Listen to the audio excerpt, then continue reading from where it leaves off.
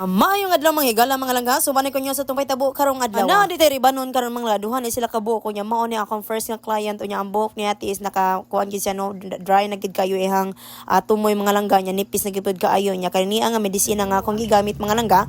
Og dili na to lang ilang ngayon nato na nabutangan sa R1 kay para dalitang mahuman kay duha ra ba ni sila kabuok. Adagan gid kayo salamat sa kanunay nga pagsalig diri sa kuha nga bisan pa magdaghan kay nang maribanay diha sa inyuha apan diri gyud mo tiwala gid sa kuha mga kamot no. So ba nagita diri dapita. Nagklase-klase gyud mga buhok sa to ang mga kliyente no. Na ganung buhok ni ate is dry na gid kaayo nya pertiling pagka dry na gid kayo at nipis ta gid kaayo ang iyang tumoy sa iyang hair. Maunang dili gid na nato siya ibabad pag ayo mga langga kay kung ibabad na siya maayo mga ganay tendency nga mag brittle na hinuon siya. Pag humana na mga langga kung gi-check na yang buhok niya dai nakuha na din siyang giwaswasan pag ayo. Giwaswasan na siya 100% mga langga nga mga wala gyud ang mga medisina sa iyahang buhok kay in case na mahabilin diha nga medisina mao po na tendency nga magbrittle ang iyahang hair. Actually daghan na gid kaayo sa pamilya nila nga diri gid kapariban sa kuha so daghan gid kayong salamat sa inyong pagsalig diri sa kuha no. Nagyutanan mo sa akong pamilya diri na gid gasalig sa kuha so daghan gid kayong salamat ni Ana.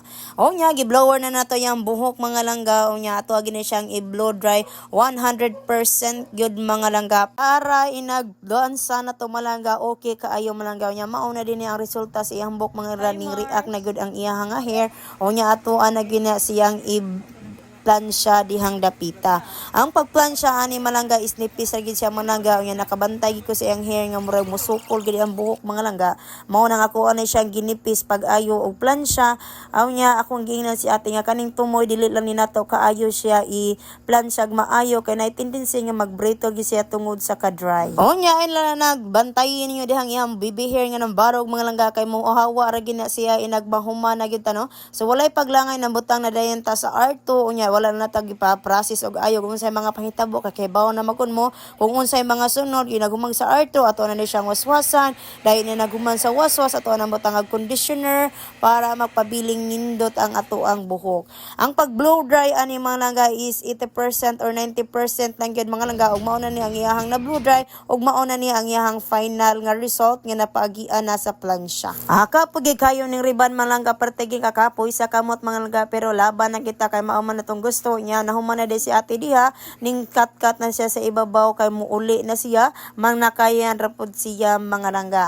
Sa nangutana na to malagaga sa tamalga sa Rufo Hill rata mga langga no. Duo ra gyud kaayo sa kalsada dali ra gyud kaayong tuoron ninyo. Unya walga butang tag medisina aring ikaduha na to nga client mga langga so ako aning classmate mga langga no. So walga butang kong medisina diha na sige po siya kanta o libre ang video kay dring malangga basta mo ari mo magpariban libre pa gyud ang atong wifi aron dili gid mo layon samtang nagahud-hagod ko sa inyong buhok diri. Thank you de kayo Mars no sa imong pagsalig kay first time gyud ba gyud niya nga nagpariban diri sa tuwa niya first time pa gyud niya nga magpariban pa gyud niya tuwa gyud ning tarungon para dili siya magmahay. Wala na gid ato ni gidetalye pag ayo ning atong video niya mao na din ang iyang buhok no pag human sa atong R1 nga pagblansa mga langgaw niya tuwa na din siyang butangan og R2 dili na to langay-langayon kay basig maabtan ta og mas hapon pa ni ini. Walay paglangan mga langga ako na din siyang gibutangan og R2. So ang pagbutang sa R2 mga langga dili na to ilargo-largo na to butang ang R2 kay basta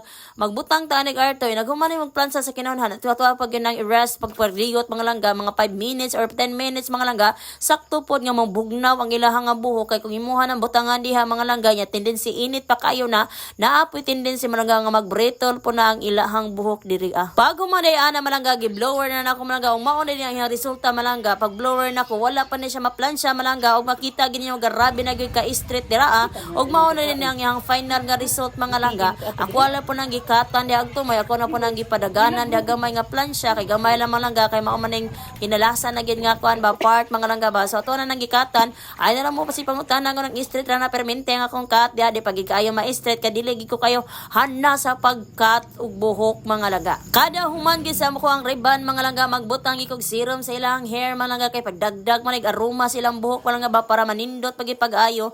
O nya daghang salamat sa inyong pagsalig diri sa kuha nga bisan pa magsakit ang ako ang mga kabuktunan apan makalipay gyud nga makapa-straight o makapakita gid ka nga kanindot gid ang buhok og client ato mga langga. Nani ang iyang final nga result mga langga tan-awa lang ninyo nga kung unsa kanindot.